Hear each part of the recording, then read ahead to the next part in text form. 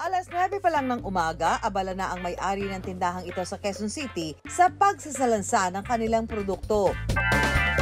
Isa-isa nilang dinidisplay ang mga baso sa harapan ng tindahan.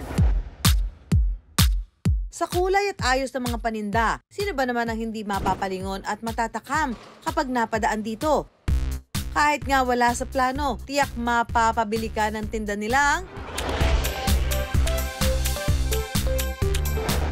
halo-halo.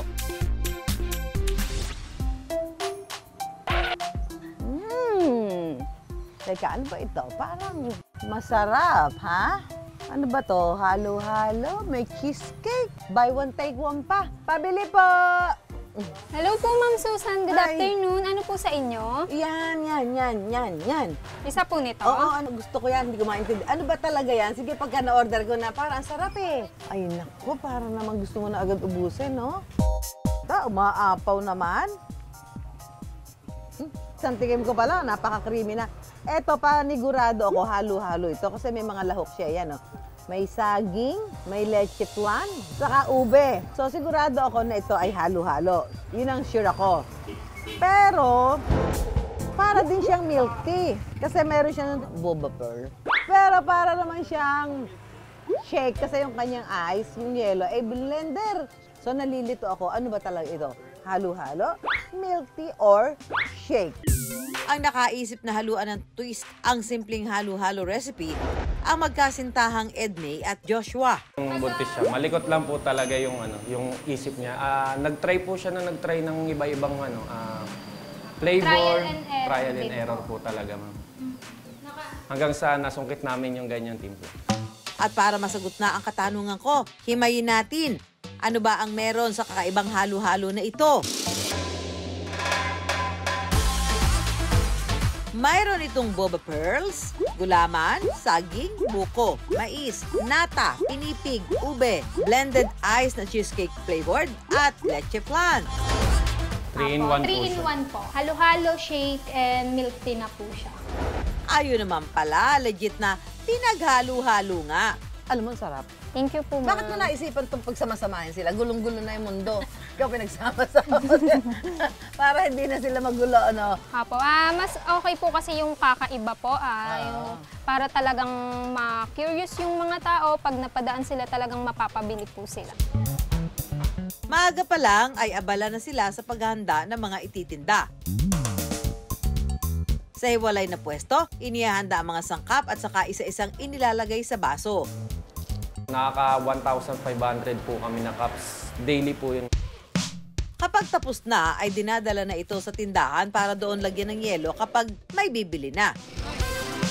At kahit pa nga hindi summer, patok na patok pa rin sa mga tao ang kanilang special halo-halo. Second time ko na to and the best. Sa Facebook, nakita ko lang din po. Repeat customer lang po ako. Sinare ko sa mga friends ko. Nagustuhan po nila yung halo-halo. Kaya bumalik po ako.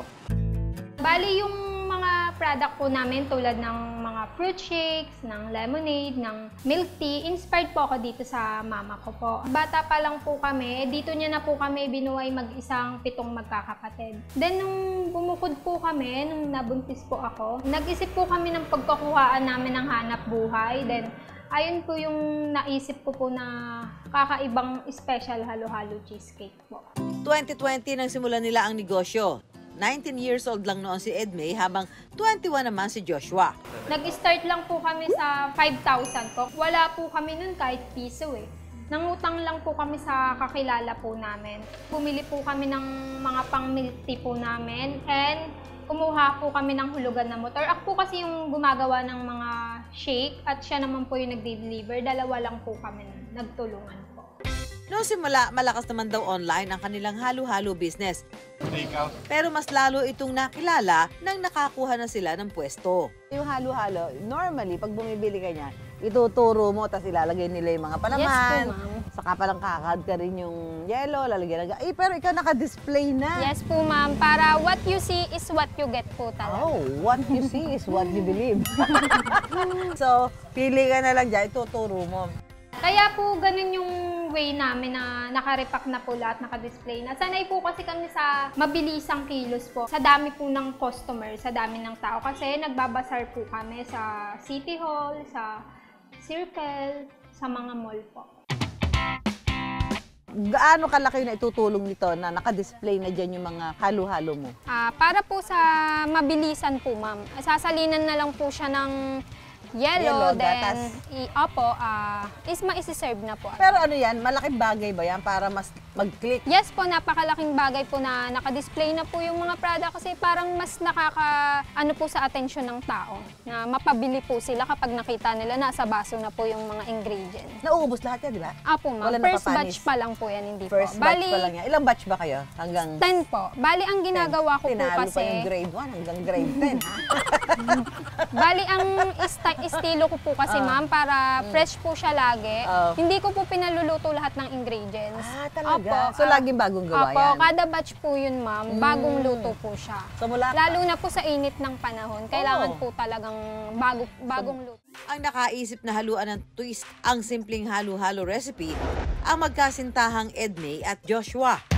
Bukod sa pagdi-display, isa pa sa paraan nila para makaengganyo ng customers ang promo na buy one take one sa halagang 168 pesos. Dahil sa lakas ng negosyo, nito lang nakaraang buwan ay nakapagbukas na sila ng pangalawang branch sa Maginhawa. Kumikita po kami sa isang buwan ng 100,000. Dahil po sa pagnenegosyo namin ito, nakapundar na po kami ng sarili naming bahay at lupa, sasakyan. Nakakapag-ipon na din po kami para sa future po ng anak namin at nakakatulong po kami sa mga nangangailangan po.